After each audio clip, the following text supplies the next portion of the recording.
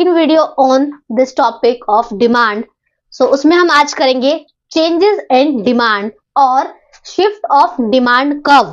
मतलब कि जो डिमांड है वो प्राइस के कांस्टेंट रहने पर भी, प्राइस सेम रहेगी पर फिर भी डिमांड चेंज होती रहती है, उसको बोलते हैं चेंजेस इन डिमांड। जैसे यहां पे मैंने क्या लिखा है, despite the prices of the commodity being constant.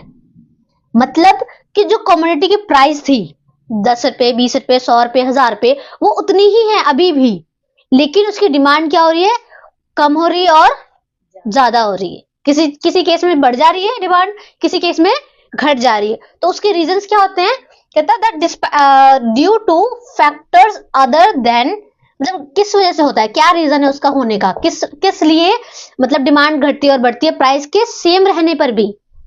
तो उसका क्या रीजन है कि factors other than price can be depicted with the help of two demand curve.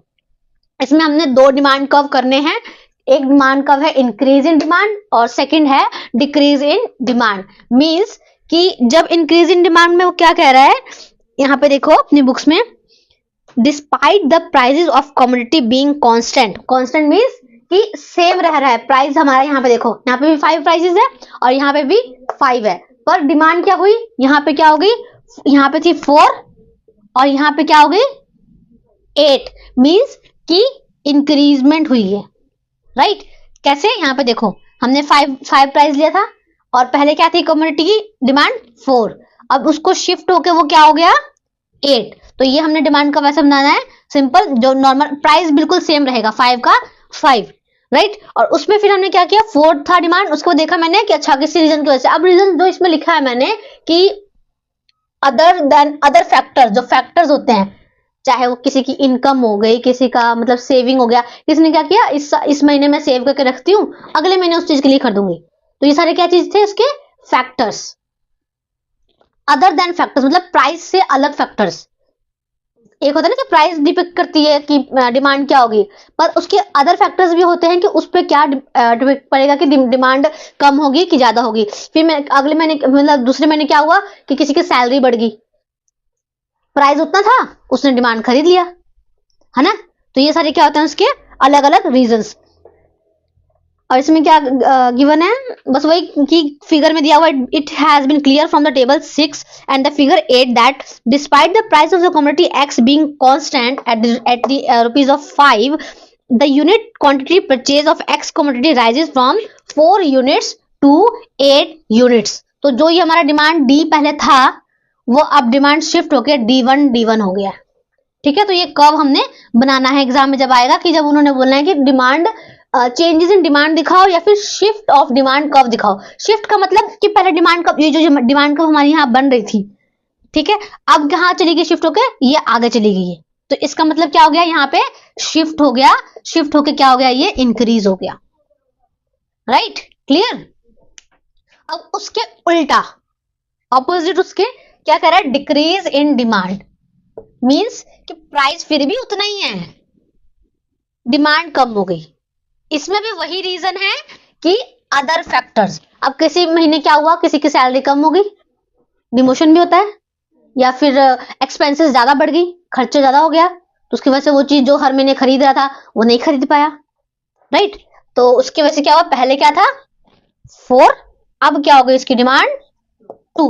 Example के तौर पे हम ले सकते हैं जैसे कि ठंडियों में स्वेटर्स वगैरह, ठीक है, पहले बहुत डिमांड थी, प्राइस उसका चल रहा था 100 रुपया एक हुडी का, या फिर कुछ टी शर्ट वगैरह ले लो ना नॉर्मल सा, या 500 ले लो, चलो नॉर्मल हम 500 लेते हैं, ठीक। 500 था, पहले उन्होंने क्या किया 4 ले रहे थे, फिर उसके बाद सीधा क्या कर लिया 8 लेने लग गए। अब वो कोई भी रीजन होगा।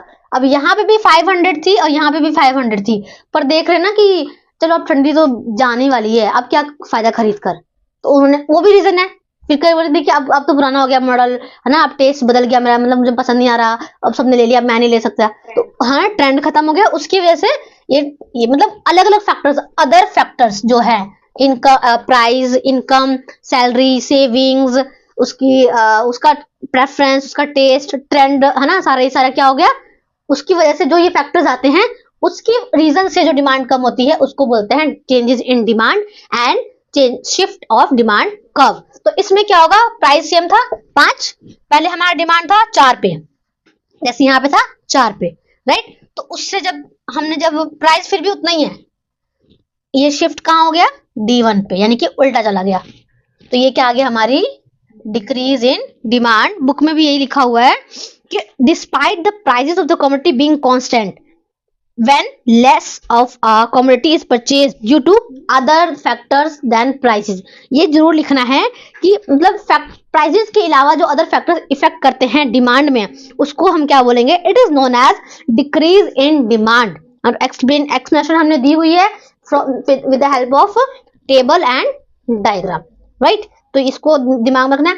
अब इसके रीजंस क्या हैं, इंक्रीज क्यों होता है और डिक्रीज क्यों होता है, बातों में तो मैंने बता दिया, ठीक है। इनकम, सेविंग, है ना, कम हो गई, करोगे ट्रेंड, है ना, प्रेफरेंस चेंज हो गया, ये हो गया, वो हो गया, राइट। पर इसकी मतलब बुक में देखो क्या लिखा हुआ है, main causes of increase in demand.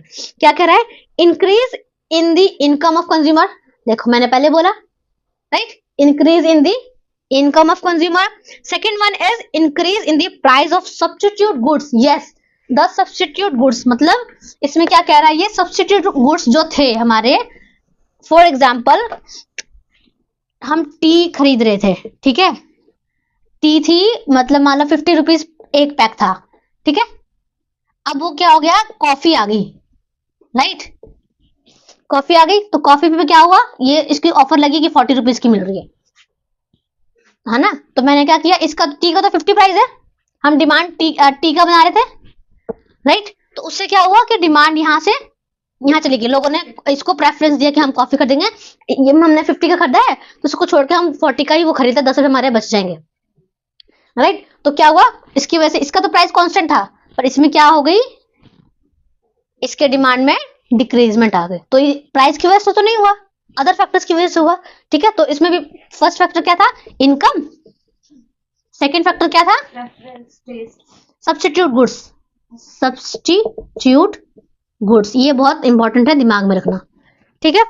फिर such changes in consumer preferences, right, preference में चेंज आ गया, नहीं अब मैंने बोला नहीं अब मेरा कॉफी पीने का मन नहीं है, मैं नहीं पीऊंगी अब कॉफी, मैं चाय पे शिफ्ट हो रही हूँ, इसका प्राइस तो उतना ही था, ठीक है। अब इसका ये कनेक्शन भी देखो कि जैसे इसकी इंक्रीज हुई, इसकी क्या हो गई, डिक्रीज हुई। अब इसकी इंक्रीज हो रही है तो इसकी क्या हो जाएगी, डिक्रीज। प्राइसेस दोनों के सेम हैं, तो हमने दोनों इंक्रीज और डिक्रीज इसी में देख लिया, राइट। अब क्या कर रहा है, expectations of the increase in the price of the commodity in future. हाँ, अब जैसे कि कोई खरीदता है ना कि चलो अभी मैं फोन खरीद लेता हूँ, बाद में क्या पता है इसके फ्यूचर में प्राइस बढ़ जाए, या कोई ऐसी चीज आई है कि अभी न्यू है तो सस्ता मिल रहा है, खरीद लो, बाद में क्या हो जाएगा, बढ़ जाएगा, तो फिर मैं खरीद नहीं पाऊंगा। और ऐसे भी होता है, कुछ लोग ऐसे भी करते हैं कि अभी तो महंगा आया है, बाद में खरीदूंगी तो प्राइस घट के खरीद लूंगी, है ना। तो वो चीजें भी होती हैं। इंक्रीज इन द पॉपुलेशन बढ़ गई, क्लियर। अब डिक्रीज में क्या आता है, वही सेम चीज डिक्रीज में भी आएगी, decrease in the income of consumer, decrease in the price of the substitute goods, ठीक है, rises in the price of complementary goods. Such changes in consumer preferences led to less consumption. Expectations of decrease in the price, जैसे मैंने बताया decrease हो जाएगा तो मैं कर दूंगा सामान, ठीक है। Increase in the taxes भी होते हैं, तभी भी डिमांड कम होता है ना। अब किसी चीज पे कहा उन्होंने कि हमने ना मोटरसाइकिल पे हमने टैक्स बढ़ा दिया, 50% टैक्स बढ़ गया या 15% बढ़ गया, ठीक है। उससे भी लोग क्या कर देंगे कि नहीं अब मैंने नहीं खरीदना है, टैक्स बढ़ गया, क्या फायदा खरीद कर, राइट, क्लियर। सो यहाँ खत्म होता है हमारा चेंजेस इन डिमांड।